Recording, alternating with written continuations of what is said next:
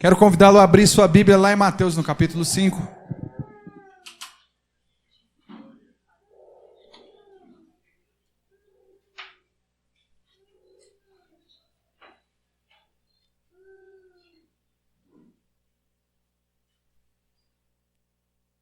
Aleluia.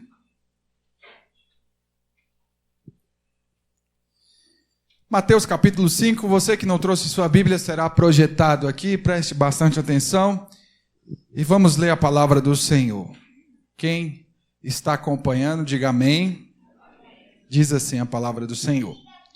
Vendo Jesus as multidões, subiu ao monte e, como se assentasse, aproximaram-se os seus discípulos e ele passou a ensiná-los, dizendo: Bem-aventurados humildes de espírito, porque deles é o reino dos céus. Bem-aventurados que choram, porque serão consolados. Bem-aventurados os mansos, porque herdarão a terra. Bem-aventurados que têm fome e sede de justiça, porque serão fartos. Bem-aventurados os misericordiosos, porque alcançarão misericórdia. Bem-aventurados os limpos de coração, porque verão a Deus. Bem-aventurados os pacificadores, porque serão chamados filhos de Deus.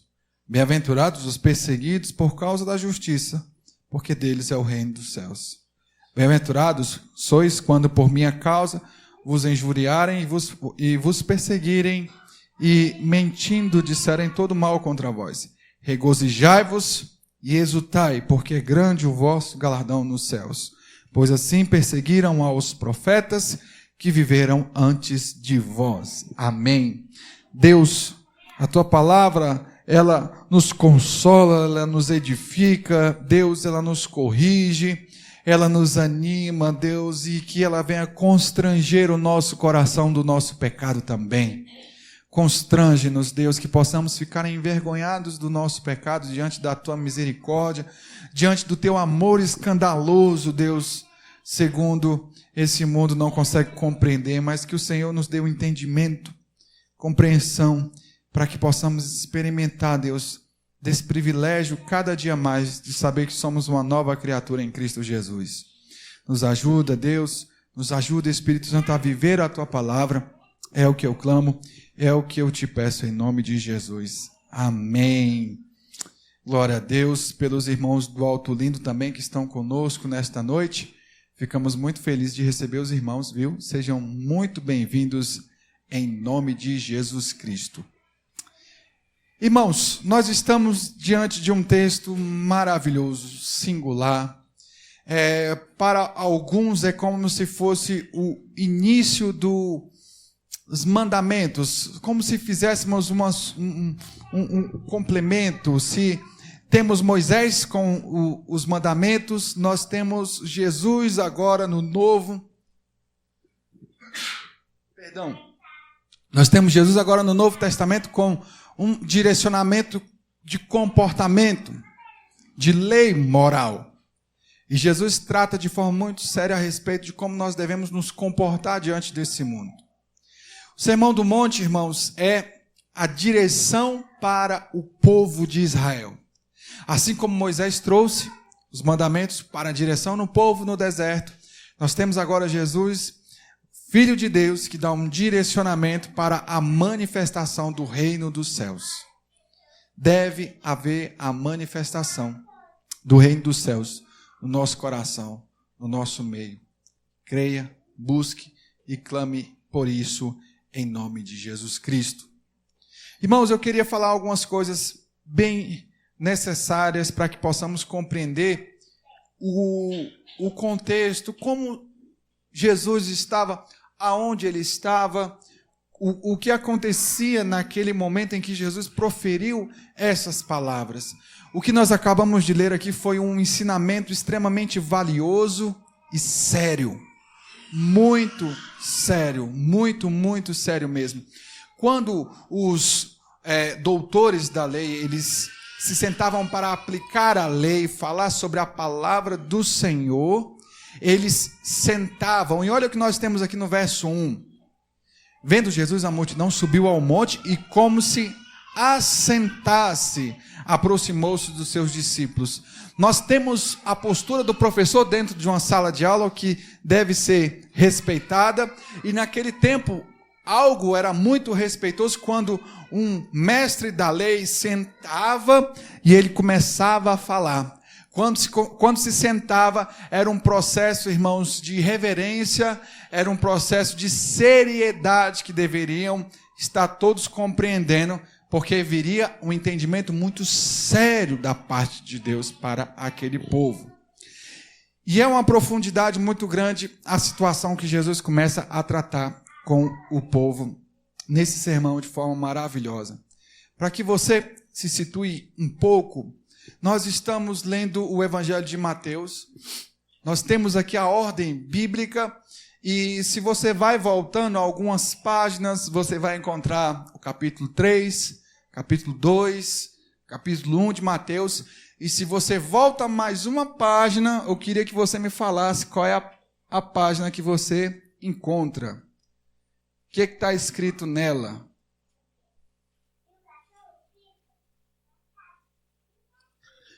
A minha está escrito Novo Testamento.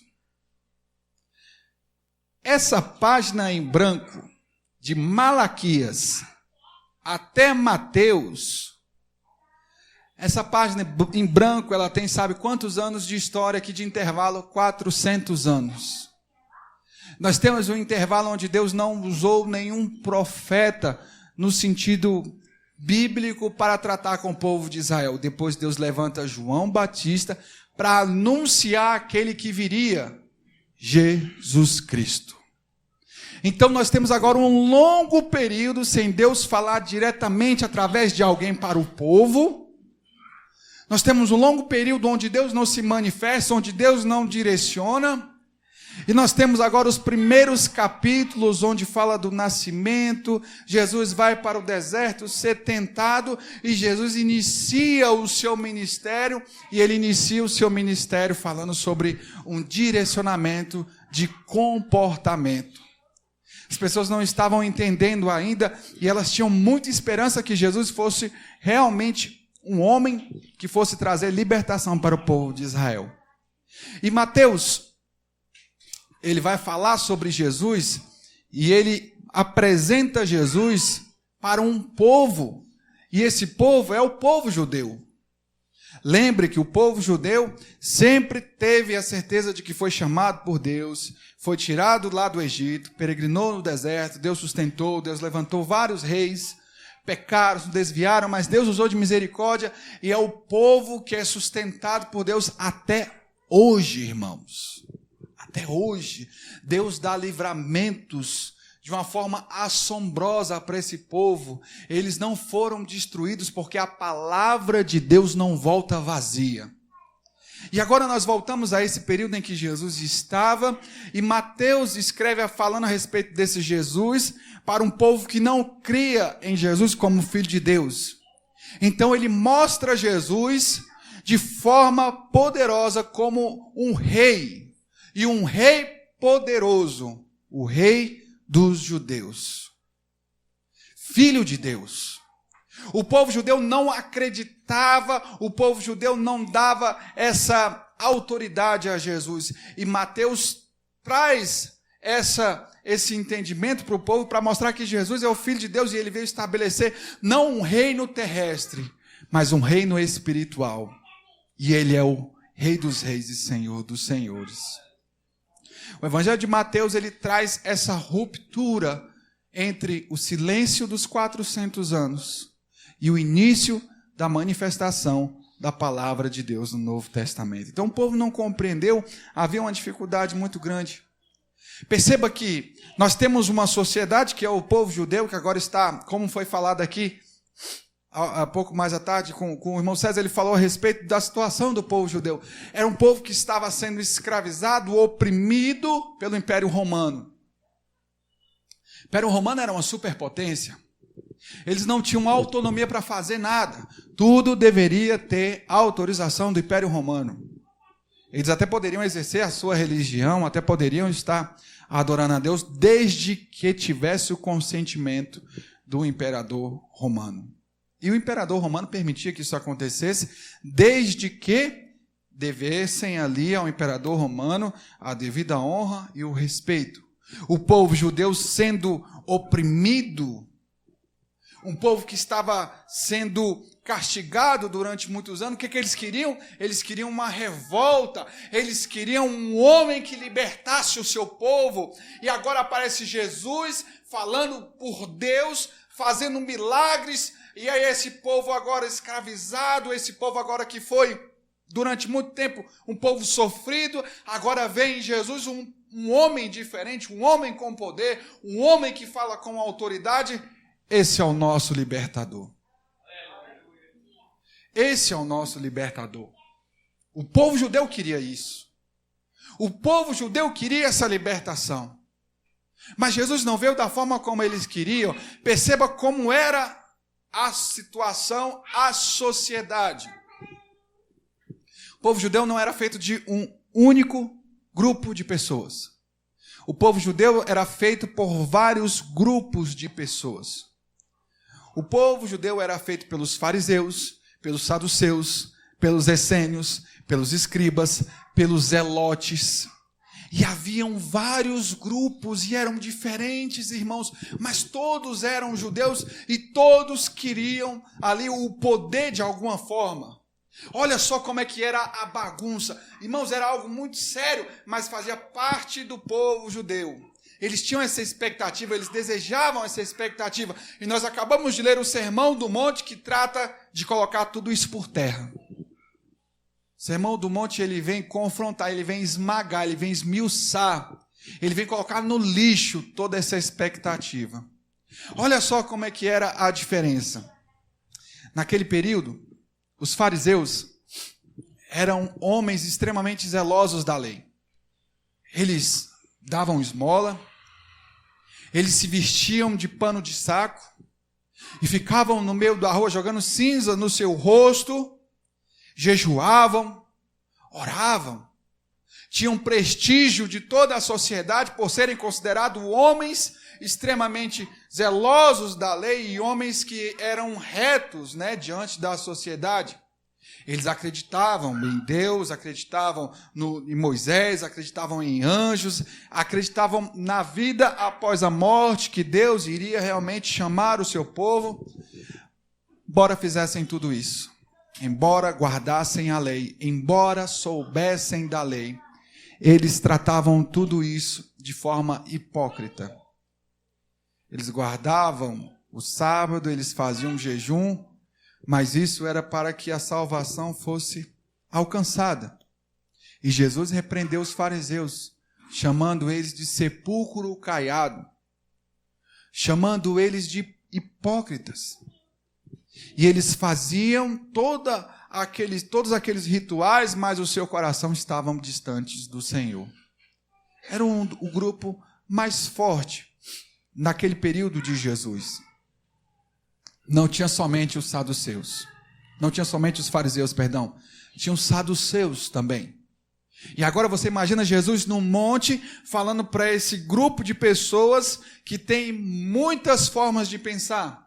Os saduceus, por exemplo, eles eram um grupo de pessoas que tinham autoridade, que tinham poder na sociedade e eram extremamente políticos. Eles não acreditavam em anjos, não acreditavam em vida após a morte. Eles é como se fossem alguns crentes que são de esquerda, Eu sou crente, mas sou a favor do aborto. É como se fossem saduceus. Sem lógica. Político. Envolvidos com o Império Romano de forma profunda.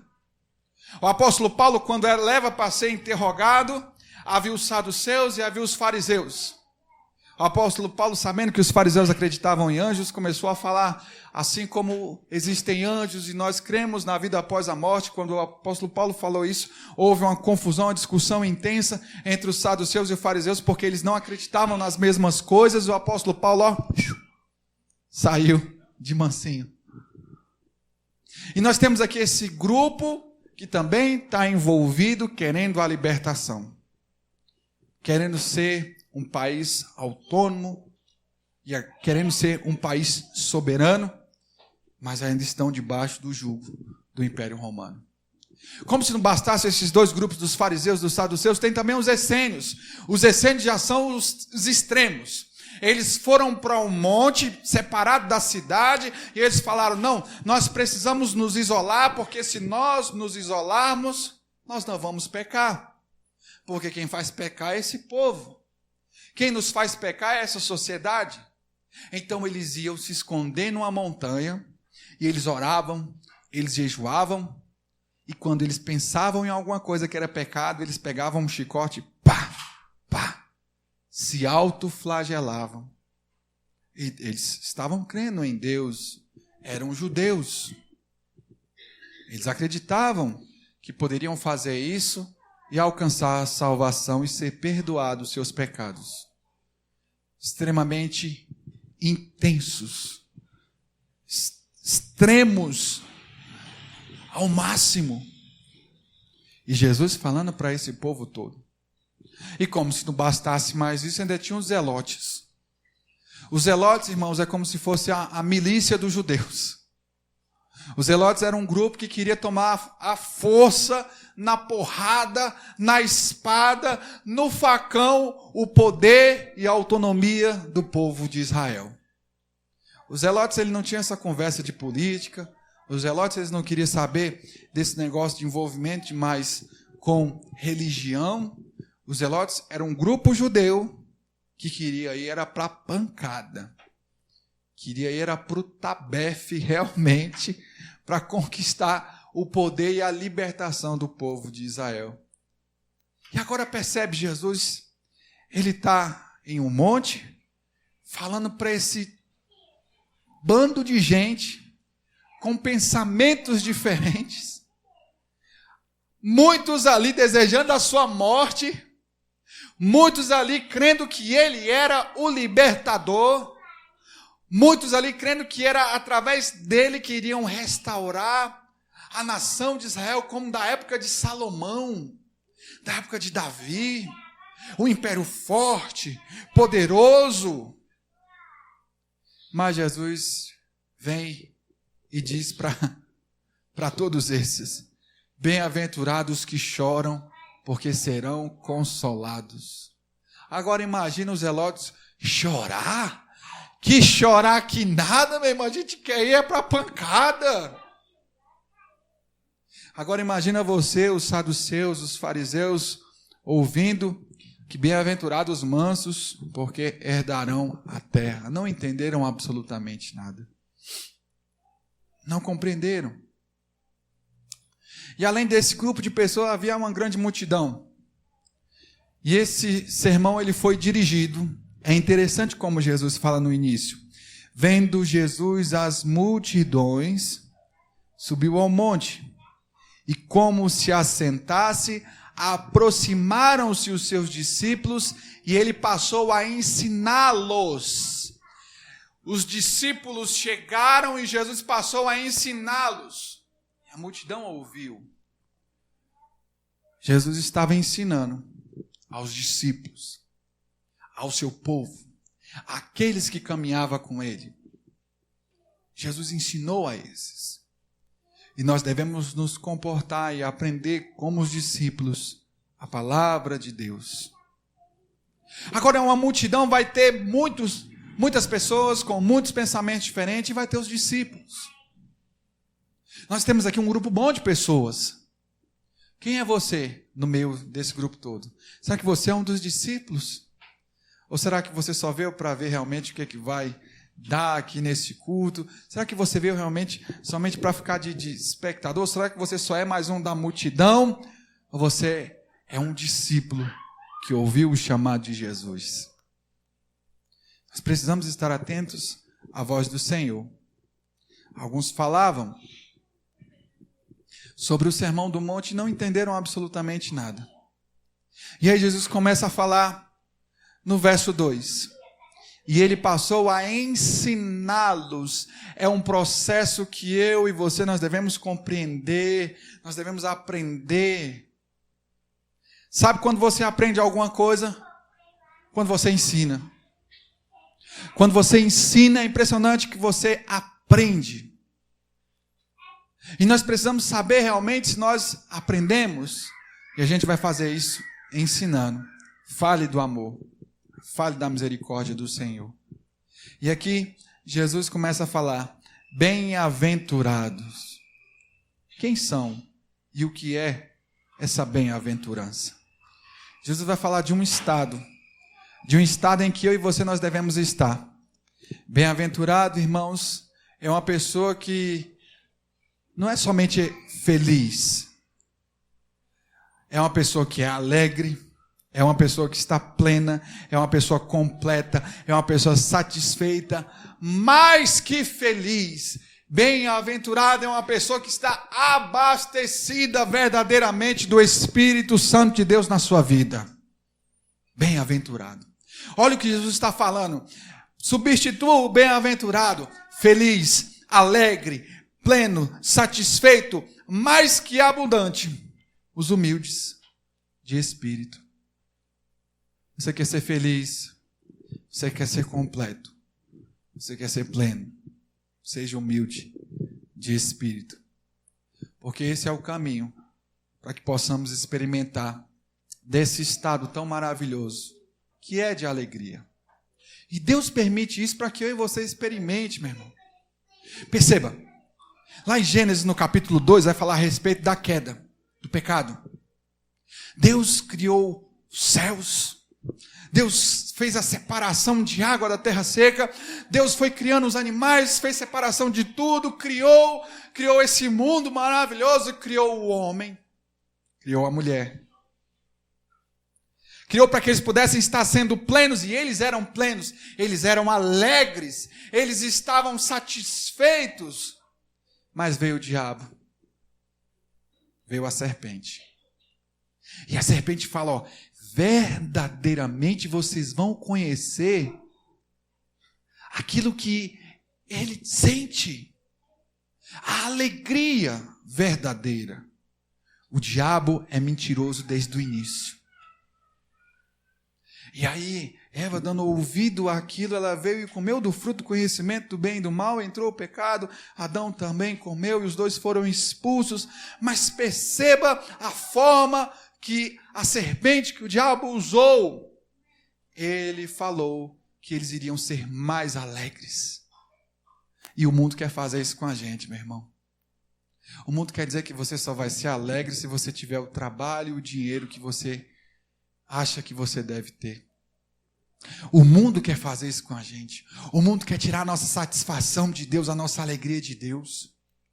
O mundo quer que eu e você coloque a nossa dependência nas coisas desse mundo. O mundo realmente quer que eu e você ache que satisfação é aquilo que vem do mundo, é aquilo que vem das coisas, é aquilo que vem do dinheiro, é aquilo que vem da prostituição. Aí a pessoa fala, a minha vida vai estar completamente resolvida. A minha vida vai estar maravilhosa quando eu casar e ter filhos, 3 filhos. A minha vida vai estar satisfeita quando eu puder casar. A minha vida vai estar maravilhosamente satisfeita quando eu comprar uma moto, uma 50. Vou parar de andar a pé. A minha vida vai estar satisfeita. Eu vou estar totalmente resolvido quando eu comprar um carro. Pode ser até na prestação. Com um carnê que é mais grosso que uma Bíblia. Mas a minha vida vai estar satisfeita. E aí você compra. Consegue. Casa. Bebe. Usa droga. E a satisfação não está nada dessas coisas, continua um vazio terrível, profundo, porque isso é fruto do pecado. Mas Deus é misericordioso sobre as nossas vidas, meu irmão. Deus é tão maravilhoso que Ele tem os seus atributos maravilhosos. Deus é santo, Ele é poderoso, onisciente, onipresente, onipotente. E Ele está aqui no meu coração, em cada um dos corações que estão aqui nessa noite. Se você crê, Ele está no seu coração. Ele fala a sua vida. E Ele compartilha conosco de alguns dos seus atributos. Da alegria, da paz de espírito, do seu amor, da felicidade. E é exatamente disso que Jesus está falando. Desse atributo que o mundo necessita, mas eles não conseguem compreender por conta do pecado. Deus quer estar compartilhando comigo e com você desse atributo maravilhoso. A alegria, a felicidade, a satisfação que não depende de nada nesse mundo. Porque nada pode nos separar do amor de Deus que está em Cristo Jesus. Nada. Nada. Absolutamente nada.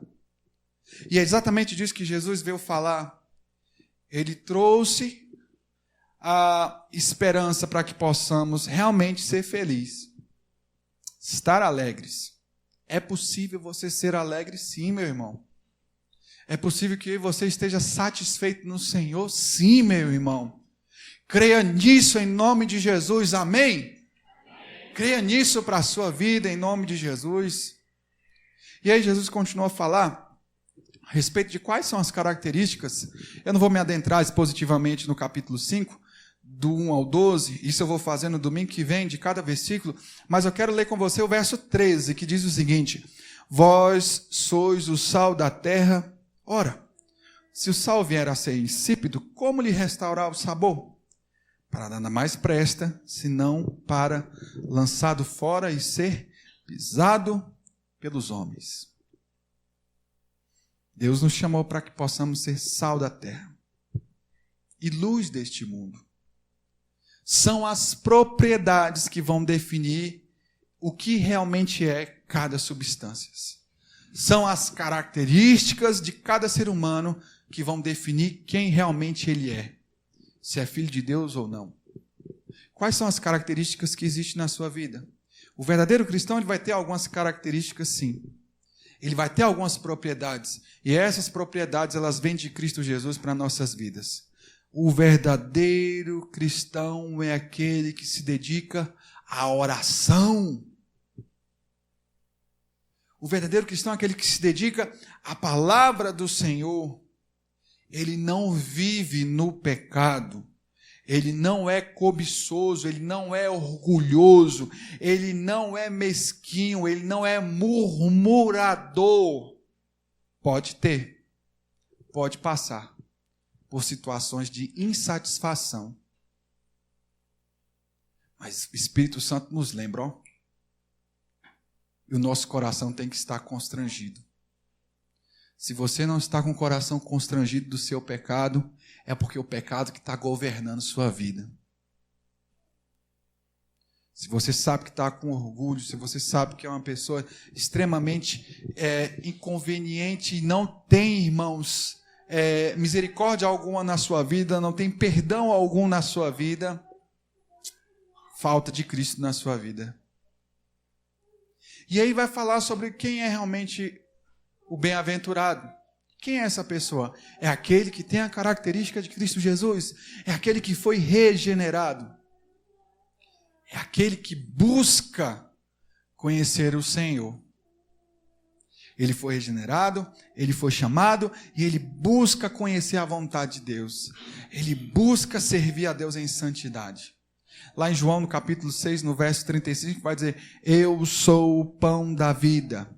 Quem vem a mim jamais terá fome, e o que crê em mim jamais terá sede. É tempo de eu e você vivermos essa estreita comunhão com Deus. E vivermos em estreita comunhão uns com os outros. Isso não está disponível somente para o pastor. Isso não deve estar disponível somente para o obreiro, para o missionário, para o evangelista. Não, isso não deve estar disponível somente para aquele que tem cargo, não. Isso está disponível para todos nós. Tem uma estreita relação com o Senhor. Eu estava lendo um livro e falou de um relato de 2 pastores que estavam indo para uma reunião. Isso foi em 2010, lá no Rio de Janeiro. Os 2 pastores estavam indo para uma reunião numa igreja e eles estavam passando em um viaduto. De repente, um caminhão perdeu o freio e o caminhão saiu imprensando todos os carros. Esses 2 pastores estavam em um dos carros. O caminhão fez uma coisa tão terrível que ele foi amassando, irmão, os carros como se fossem assim de papel realmente. Foi uma coisa terrível. Depois de ter amassado, algumas pessoas morreram. E aí, passou um tempo, os bombeiros chegaram. Os bombeiros foram começar a mexer em toda a ferragem. Aqueles 2 homens, eles estavam imóveis dentro do carro, com ferro retorcido, perfurando todo o corpo deles. E aí, meu irmão, é nesse momento que não tem para onde a pessoa ir. O dinheiro não resolve nada. A inteligência, a sabedoria não resolve absolutamente nada. É nesse momento que é revelada a característica de um verdadeiro cristão. Eles não tinham mais o que fazer e a morte estava se aproximando. O fim da vida deles na terra estava se aproximando. Alguns talvez entrariam em uma profunda angústia em deixar talvez a sua viagem dos sonhos que nunca teve, em deixar a sua esposa, o seu filho, o seu pai, a sua mãe, em deixar o seu trabalho, o seu negócio. Essas coisas não são erradas, não são pecado em si, mas Jesus ele vai resumir os mandamentos em 2 que são muito simples e muito sérios. Nós devemos amar a quem, irmão, sobre todas as coisas? Nós devemos amar a quem sobre todas as coisas? Nós devemos amar a Deus sobre todas as coisas. E é aqueles 2 homens, quando os bombeiros chegaram, eles estavam perfurados pelas ferragens. E aqueles 2 homens, eles começaram a louvar ao Senhor. O relato do livro diz que os bombeiros começaram a ouvir e eles começavam a louvar numa calma, numa alegria. E ao ponto que os bombeiros iam mexendo em todos os ferros, iam tirando, de repente eles começaram a louvar. Mais perto quero estar, meu Deus, de ti, ainda que seja dor, que me una a ti. E aí, os bombeiros começaram a ouvir aquilo e eles começaram a perceber que os 2 pastores estavam perdendo o fôlego. Eles foram morrendo. E eles morreram. A vida deles acabou aqui na terra. Havia acabado aquele momento. Mas havia satisfação. Havia alegria. Porque como nós louvamos aqui, eles estavam com a paz do Espírito de Deus naquele momento. E a paz do Espírito de Deus estava no futuro. Depois de alguns minutos, depois de alguns instantes, a quem verdadeiramente nós temos amado? O mundo é enganoso. O mundo é extremamente enganoso. O mundo ele quer te envenenar ao ponto de você estar escravo somente do mundo. A verdade ela derreteu. A verdade não é palpável, não é sim ou não, é talvez, depende. Você é homem ou mulher? Depende. Para muitas pessoas depende. E isso tem sido terrível nos dias, isso tem sido. O mundo influencia cada vez mais para que você ache normal isso. As bem-aventuranças ensinam o quanto, irmãos, a aparência desse mundo é enganosa. Ela vai totalmente contra. Eu quero convidá-lo a ler de novo, porque vai contra tudo isso que o mundo coloca e impõe sobre nós. O verso 3 vai dizer: bem-aventurados os humildes de espírito, porque deles é o reino dos céus. Bem-aventurados os que choram, porque serão consolados. Bem-aventurados os mansos, porque herdarão a terra. Bem-aventurados os que têm fome e sede de justiça, porque serão fartos. Bem-aventurados os misericordiosos, porque alcançarão misericórdia. Bem-aventurados os limpos de coração, porque verão a Deus. Bem-aventurados os pacificadores, porque serão chamados filhos de Deus. Bem-aventurados os perseguidos por causa da justiça, porque deles é o reino dos céus. Bem-aventurados sois quando por minha causa vos injuriarem e vos perseguirem, mentindo, disserem todo mal contra vós. Alegrai-vos, exultai, porque é grande o vosso galardão nos céus, pois assim perseguiram aos profetas que viveram antes de vós. O diabo mente sobre o que é felicidade para você. O mundo quer te enganar sobre o que é felicidade. A televisão, o celular quer te escravizar sobre o que é satisfação, o que é felicidade.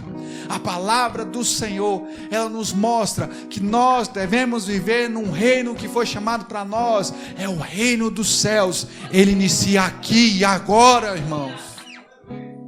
Não é amanhã, não é depois. Houve uma dificuldade durante alguns anos, porque algumas pessoas achavam que isso aqui era tão impossível, que era só uma coisa alegórica para o futuro. Mas isso aqui é para que eu e você busque hoje, irmãos. Amém? E teve outras pessoas que achavam que isso aqui era para ser obedecido e pronto, estariam salvas. Quem nos salva é o precioso sacrifício de Cristo Jesus na cruz do Calvário. Nós fomos chamados, nós fomos salvos, e Ele nos habilita para que eu e você viva disso que nós acabamos de ler. As bem-aventuranças, elas vão destruir tudo o que esse mundo coloca sobre o que é prazer. Você tem seguido o quê? As coisas desse mundo ou o que a palavra de Deus diz? Salomão, ele foi o rei mais sábio, rico, poderoso, mais conhecido do período de Israel. E é conhecido até os dias de hoje. Irmãos, Salomão, ele tinha tanto ouro. No período do reinado de Salomão era tanto ouro que as pessoas no seu palácio, as pessoas no reinado ali de Salomão, elas não faziam conta de ouro. Que tinha muito ouro. Ouro é como se fosse uma coisa banal naquele período. Era muito rico, Salomão era muito rico. Salomão era tão rico que ele tinha uma frota de navios, irmãos, que buscava frutas exóticas em outros países. Essa frota de navios era utilizada para os desejos de Salomão. Olha que coisa absurda, olha que tamanha riqueza desse homem. Muitos navios, muitos homens que estavam debaixo da ordem de Salomão. Salomão tinha um exército extremamente numeroso. Era o homem mais sábio daquele período. Fazia com que os grandes mestres se tornassem como meninos devido à tamanha sabedoria de Salomão. Salomão tinha dinheiro, Salomão tinha sabedoria, Salomão tinha poder. Salomão se deixava, irmãos, se levar pelos prazeres carnais. Tinha muitas esposas, tinha muitas concubinas. Irmãos, o homem tinha tanta mulher, mas tanta mulher, que se ele fosse ficar com uma mulher por noite, para que ele fosse ver aquela mesma mulher, o homem tinha que passar 2 anos e meio até chegar àquela mulher novamente. É muita mulher. 2 anos e meio. Olha o absurdo. Hoje vem a Joaquina, hoje vem a Toninha, depois vem a... E vai vir tudinho. 2 anos e meio depois, ele ia rever a dita cuja que ele tinha visto naquele dia. Sabe para que isso adiantou? Para ele falar lá em Eclesiastes que tudo é vaidade. Salomão casou com algumas mulheres e essas mulheres escravizaram ele de tal forma que elas trouxeram os seus ídolos e ele começou a adorar aqueles ídolos. Salomão se desviou do Senhor no final da sua vida. Salomão foi o homem que teve tudo isso. E lá em Eclesiastes ele fala: tudo é vaidade. Vaidade das vaidades. O homem experimentou riqueza, prazer, poder, sabedoria. Nada disso adiantou. Sabe por quê? Porque tudo isso é vazio. O que o mundo oferece é vazio. E o que Jesus tem para nossas vidas aqui nesse capítulo 5 é uma riqueza, irmãos, que não pode ser palpável. É algo que não pode ser roubado. As pessoas podem te colocar numa cela, as pessoas podem te chicotear, você pode perder tudo, mas você vai ter isso que é mais de precioso, a presença do Espírito Santo de Deus na sua vida. E é sobre isso que Jesus está falando. Não é sobre as coisas desse mundo, é sobre um reino que não passa. Creia e busque viver nesse reino do Senhor para a sua vida, em nome de Jesus.